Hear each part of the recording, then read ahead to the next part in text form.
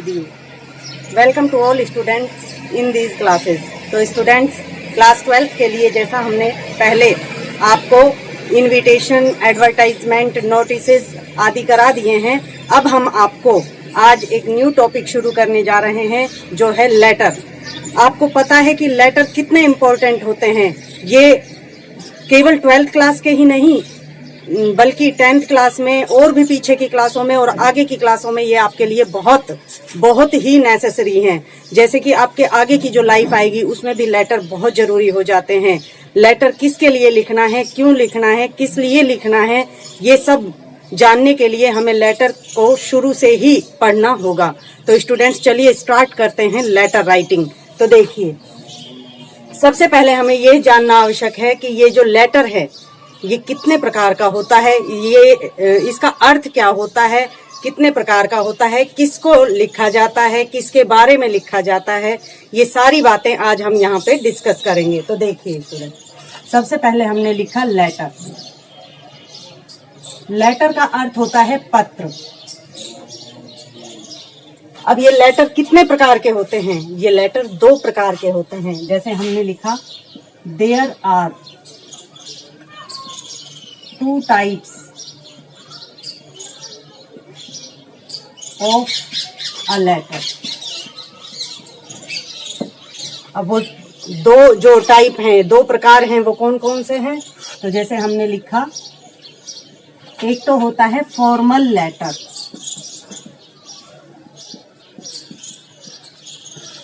और जो दूसरा है वो होता है इनफॉर्मल लेटर।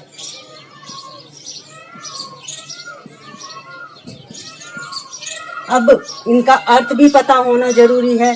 तो इनका अर्थ होता है, जो फॉर्मल लेटर होते हैं, जैसे अपन कह देते हैं कई बार फॉर्मली का मतलब औपचारिक रूप से, केवल औपचारिकता दिखाने के लिए, और फिर अपन कई बार कह भी देते हैं इनफॉर्मली, यानी कि अनौपचारिक रूप से जो महत्वपूर्ण होता है वो।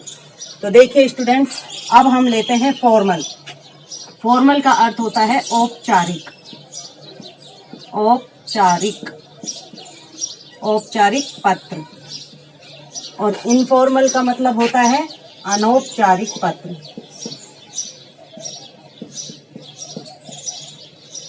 अनौपचारिक पत्र। अब बात ये आती है कि आखिर ये औपचारिक और अनौपचारिक, इन दोनों में अंतर क्या है?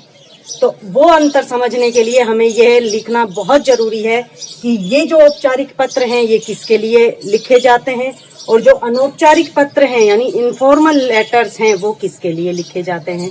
तो स्टूडेंट्स, फॉर्मल जो लेटर्स हैं वो लिखे जाते हैं सबसे पहले लेटर्स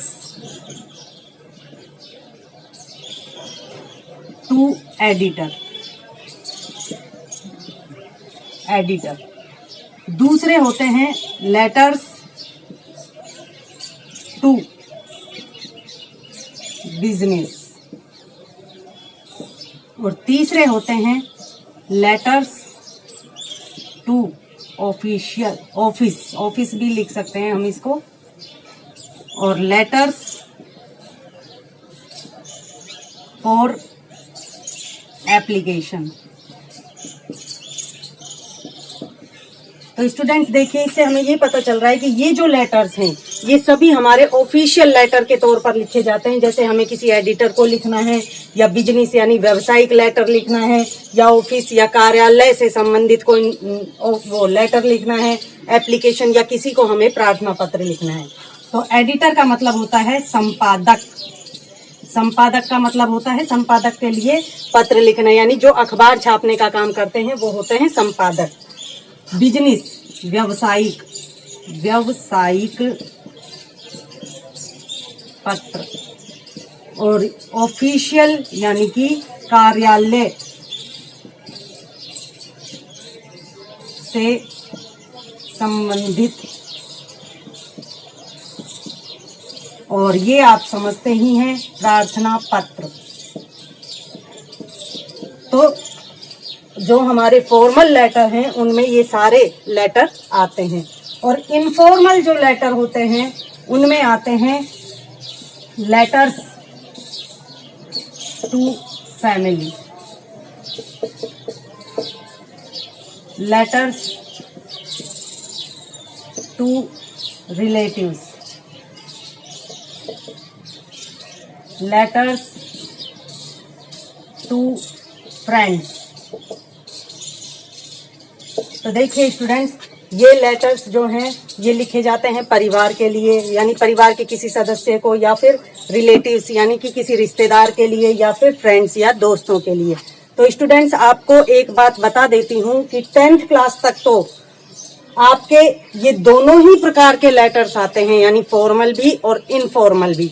लेकिन अब हम 12th क्लास ले चुके हैं, उसके लिए आपके ये जो इनफॉर्मल पत्र हैं ये नहीं आएंगे, आपके केवल फॉर्मल जो लेटर्स हैं वो ही आएंगे। तो स्टूडेंट्स हम आपकी 12th क्लास के लिए केवल जो फॉर्मल लेटर्स हैं उनके बारे में ही आपको बताएंगे। आप लगातार इस वीडियो को देखते रहिए। हाँ तो स्टूडेंट, अब हम फॉर्मल लेटर लिखना शुरू करते हैं। लेकिन लेटर लिखना हो या कोई और चीज लिखनी हो, उससे पहले हमें उसके रूल्स के बारे में पता होना चाहिए कि आखिर किस बेस पे ये लेटर लिखे जाते हैं। तो स्टूडेंट सबसे पहले हम आपको जो फॉर्मल लेटर हैं वो किस प्रकार से लिखे जाते हैं उसके बारे में एक साधारण सा डायग्राम बनाकर आपको बताएंगे। देखिए स्टूडेंट, सबसे पहले हम लिखते हैं यहाँ फॉर्मल लेटर्स, औपचारिक पत्र। सबसे पहले बाईं साइड अगर हम रूल्स की दृष्टि से देखें तो ये कुछ इस प्रकार से हैं। जो सबसे पहला रूल है वो है write sender's address to the left upper side of letter. तो देखिए स्टूडेंट, इसका मतलब आप समझ रहे होंगे, write sender's address to the left upper side of letter, कि सबसे पहले लेटर लिखने से पहले हमें क्या करना है कि ऊपर ही ऊपर लेफ्ट साइड में जो इस पत्र को सेंड कर रहा है, यानी सेंडर, सेंडर का मतलब होता है सेंड करने वाला और सेंड करने वाले का मतलब होता है भेजने वाला। तो जो इस लेटर को भेज रहा है उसका पूरा पता हमें कहाँ लिखना है? ऊपर लेफ्ट साइड में, ऊपर ही ऊपर। और एक बात आपको इस एड्रेस के बारे में ये भी ध्यान रखनी है कि ये एड्रेस कुल मिला के 2 या 3 लाइन में ही होना चाहिए, इससे ज्यादा लाइन हमें नहीं लिखनी है। और स्टूडेंट्स आप इस वीडियो को लगातार देखते रहिएगा। आज लेटर्स के बारे में एक बहुत ही जो नई जानकारी है वो मैं आपको देने वाली हूँ। शायद आज तक आपको ऐसी जानकारी किसी ने नहीं दी होगी, लेकिन ये जानकारी आपको तभी मिल सकती है जब आप इस वीडियो को रेगुलरली देखेंगे। तो आ जाइए स्टूडेंट्स अब रूल नंबर 2 पर। रूल नंबर 2 है राइट द डेट। अब बात ये आती है, ये जो डेट लिखनी है हमें, ये किस प्रकार से लिखनी है और कौन सी डेट लिखनी है। तो स्टूडेंट्स ये जो डेट है, ये जिस दिन पत्र लिखा जा रहा है उस दिन की ही आपको डेट इसमें लिखनी है। और डेट लिखनी किस प्रकार से है, जैसे हमने मान लिया आज की डेट ही डाल दी। जैसे आज डेट है, आज डेट हो गई जैसे 1 मई 2020। स्टूडेंट्स आपको बिल्कुल इसी तरह से डेट लिखनी है। इसमें ये नहीं कि हमने लिख दिया 1/5/2020, वो बिल्कुल गलत हो जाएगी। आपको सबसे पहले डेट, उसके बाद मंथ नेम, उसके बाद ईयर जो है वो लिखना है। तो स्टूडेंट ये हो गई डेट जो है वो हो गई। और एक बात और याद रखनी है, जो नया करिकुलम आया है उसके अनुसार हमें हर एक रूल के बाद एक लाइन ब्लैंक छोड़नी है। यानी कि जब हम राइट सेंडर्स एड्रेस, यानी कि जब हम सेंडर्स का एड्रेस लिख देंगे तो उसके बाद हमें यहाँ एक लाइन ब्लैंक छोड़नी है। ब्लैंक, इसको मैं लिखती नहीं हूँ, गलती से कहीं आप भी उतार लो इसको। तो ये इसका मतलब है एक लाइन आपको ब्लैंक छोड़नी है। अब डेट हमने लिख दी, उसके बाद फिर एक लाइन हमें ब्लैंक छोड़नी है। ये हो गए। तो दो जो रूल हैं वो हमने आपको लिखवा दिए हैं। अब आ जाइए तीसरे रूल पर। तो तीसरा रूल जो है स्टूडेंट्स होता है एड्रेस ऑफ रिसीवर। अब रिसीवर का मतलब क्या होता है? प्राप्तकर्ता। और एड्रेस का मतलब आपको पता ही है, यानी एड्रेस ऑफ रिसीवर, यानी कि यहाँ पे आपको लिखना है प्राप्तकर्ता का पूरा पता। प्राप्तकर्ता मतलब आप ये पत्र किसको लिख रहे हैं। जैसे आपने लिखा ये पत्र एडिटर को, तो यहाँ पे जो एडिटर है वो जिस पत्रिका से, जिस मैगजीन से संबंधित है, सबसे पहले तो द एडिटर, उसके बाद उस पत्रिका का नाम जिससे वो रिलेटेड है, और फिर उस जगह का नाम। तो स्टूडेंट्स इस प्रकार से हमको तीसरा जो रूल है वो लिखना है एड्रेस ऑफ रिसीवर। अब बात, जब अपन लेटर लिखते हैं तो सबसे पहले देखो यही सोचते हैं कि आखिर लेटर किसको लिखना है। किसको? किसको का मतलब फॉर whom, ये लेटर किसको लिखा जा रहा है। और दूसरी जो बात मेन होती है लेटर में वो होती है किसके बारे में लिखना है, यानी किसके बारे में लिखना है। किसके बारे में मतलब भट अबाउट फॉर, यानी कि किसके बारे में ये हमें लेटर लिखना है। तो इन दो बातों को ध्यान में देते हुए हमने एक का जो आंसर है वो पता कर लिया है। किसको लिखना है? किसको लिखना है मतलब एडिटर को, यानी कि एड्रेस ऑफ रिसीवर। रिसीवर का मतलब जो इस लेटर को प्राप्त कर रहा है, यानी कि जिसके लिए आप ये पत्र लिख रहे हैं। तो स्टूडेंट्स हमें ये मिल गया है किसको। चौथा जो रूल है वो रूल होगा आपके अकॉर्डिंग सब्जेक्ट राइटिंग।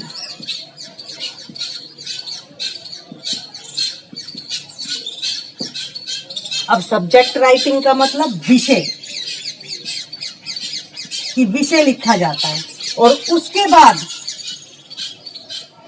उसके बाद जो पांचवा पॉइंट है वो है सैल्यूटेशन।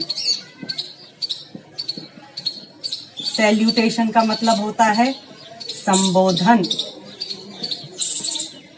अब स्टूडेंट्स मैं आपको एक नई जानकारी देती हूं, जो कि सीबीएसई जो करिकुलम है उसके अनुसार एक नई जानकारी मैंने पता की है। और वो जानकारी क्या है कि आज तक आपने जब भी लेटर लिखा उसमें आपने इन रूल्स के अकॉर्डिंग ये जो सब्जेक्ट राइटिंग है ये पहले लिखा, उसके बाद सैल्यूटेशन लिखा।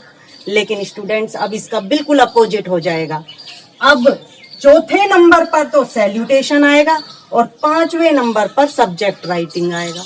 तो स्टूडेंट्स ये हमने आपको बताने के लिए यहाँ लिखा था, फिलहाल हम इसे रब कर देते हैं। तो देखिए स्टूडेंट्स, अब न्यू जो according to CBSE curriculum new जो रूल है उसके अकॉर्डिंग एड्रेस ऑफ रिसीवर के बाद आप एक लाइन ब्लैंक छोड़ेंगे। उसके बाद आप जो चौथा रूल है वो लिखेंगे सैल्यूटेशन। सैल्यूटेशन जिसका अर्थ होता है संबोधन। अब ये संबोधन क्या होता है? संबोधन का मतलब है कि हम लेटर किसको संबोधित कर कर लिख रहे हैं। जैसे हमने लिखा मैम या सर, तो हमने जिसके लिए भी ये संबोधन देना है वो हमें एड्रेस ऑफ रिसीवर के बाद एक लाइन ब्लैंक छोड़नी है। उसके बाद ये सैल्यूटेशन हमको लिखना है। जैसे हमने ब्रैकेट में लिख दिया सर या मैम। अब आ जाइए, इसके बाद फिर एक लाइन आपको ब्लैंक छोड़नी है। उसके बाद रूल नंबर 5 पर आ जाइए। अब जैसा कि हमने आपको पहले ही बता दिया है, अब यहाँ पे आपको क्या लिखना है? सब्जेक्ट। और सब्जेक्ट का मतलब होता है विषय। तो स्टूडेंट्स ये लेटर जिस विषय में आप लिख रहे हो वो विषय यहाँ पर आएगा। मान लो आपने ये लेटर एडिटर के लिए लिखा, और किस लिए लिखा? आपकी जो कॉलोनी है उसमें जो रोड कंडीशन है वो बहुत बेकार है, तो इसमें बैड कंडीशन ऑफ रोड्स, ये इसका विषय बन जाएगा। तो देखिए स्टूडेंट, हमने जो आपको दो कारण बताए थे लेटर लिखने के, उसमें एक तो हमारा हो ही गया था, दूसरा है किसके बारे में।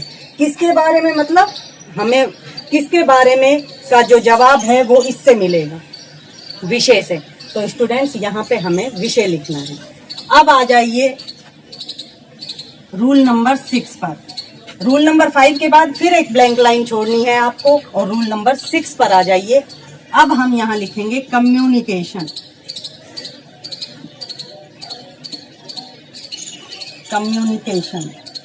कम्युनिकेशन का मतलब होता है हमारी जो मेन बात है उसे किस प्रकार से हम सामने वाले को संबोधित कर रहे हैं। इसमें पैराग्राफ वाइज एक एक पैराग्राफ हमें लिखना होता है। तो सबसे पहले स्टूडेंट्स, इसमें जो मेन लाइन लिखनी होती है, मान लो हमें पत्र ही लिखना है एडिटर को, तो एडिटर के लिए जो मेन लाइन होती है पहले वो लिखो। वो मैं जब आपको एडिटर के लिए और बिजनेस के लिए और ऑफिशियल लेटर्स जब मैं लिखवाऊंगी, तो किस लेटर में आपको कौन सी लाइन याद रखनी है वो मैं बताऊंगी। फिर भी एक बार मैं बता देती हूँ कि मान लो आप किसी एडिटर को पत्र लिख रहे हो, तो उसमें सबसे पहले आप पैराग्राफ नंबर 1 डालकर, पैराग्राफ नंबर 1 डाल दिया, उसके बाद आप लिखोगे आई वांट टू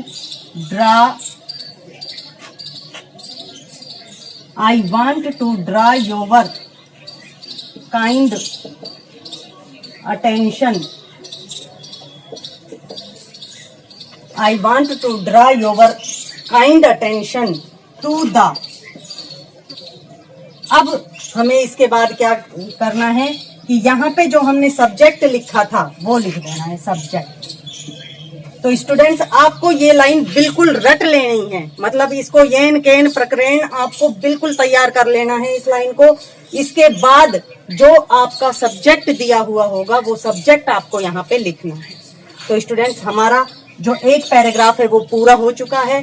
अब आगे जब हम लिखेंगे यानी पैराग्राफ नंबर 2 में, उसमें हमको क्या लिखना है कि जो कंडीशन है, जिस सब्जेक्ट के बारे में आप लेटर लिख रहे हैं उसके बारे में आपको अपने मन से 2 लाइनें जरूर लिखनी है। यहाँ पे 2 लाइनों का मतलब एक पैराग्राफ तैयार करना है। और तीसरा पैराग्राफ जो है, पैराग्राफ नंबर 3, उसमें आप आ जाइए एंडिंग पर। एंडिंग का मतलब एंड में आपको कौन सी 2 लाइनें लिखनी है। आपके चाहे एडिटर को आ जाए पत्र, या चाहे बिजनेस का आ जाए, ऑफिशियल आ जाए, एप्लीकेशन के तौर पर आ जाए, उन सब में ही आपको, अगर आप ये ऊपर वाली लाइन तो ऊपर की जगह और नीचे वाली लाइन नीचे की जगह लिख देते हैं तो आपका सभी में ये लाइन बिल्कुल करेक्ट होगी। तो जो नीचे वाली लाइन है स्टूडेंट्स वो होगी आई टू। अगर एक ही कैंडिडेट इस पत्र को लिख रहा है तो आई, और एक से ज्यादा लिख रहे हैं तो वी लिखना है आपको। I too hope that you will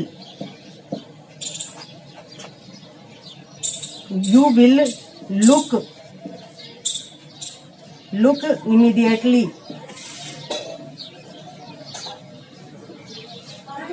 in this matter and do the needful। तो स्टूडेंट्स, ये आपको लास्ट की लाइन लिखनी है।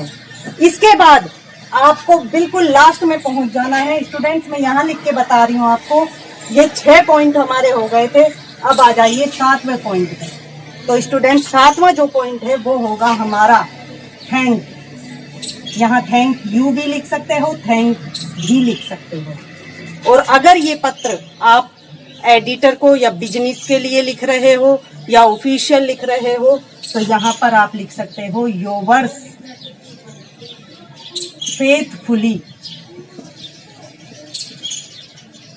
और यहाँ पर जो ये पत्र सेंड कर रहा है उसका नाम।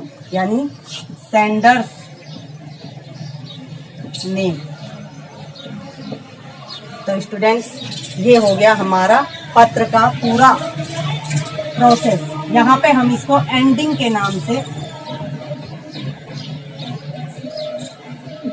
लिख सकते हैं, 7वां पॉइंट। तो स्टूडेंट्स देखिए, ये हमारा जो पत्र का प्रोसेस था वो बिल्कुल कंप्लीट हो गया है। अब हम आपको नेक्स्ट वीडियो में एक एडिटर के लिए जो पत्र लिखा जाता है, जैसा कि मैंने सबसे पहले आपको बताया, एडिटर के लिए पत्र, फिर बिजनेस के लिए, फिर ऑफिशियल लेटर, फिर उसके बाद एप्लीकेशन लेटर, वो हम आपको बताएंगे और एक एक चीज दोबारा से समझाएंगे। लेकिन फिलहाल आपको ये बिल्कुल जो प्रोसेस हमने बताया है लेटर लिखने का, वो बिल्कुल तैयार कर लेना है और उसके बाद ही आप कोई लेटर लिख सकते हो। तब तक के लिए थैंक्स।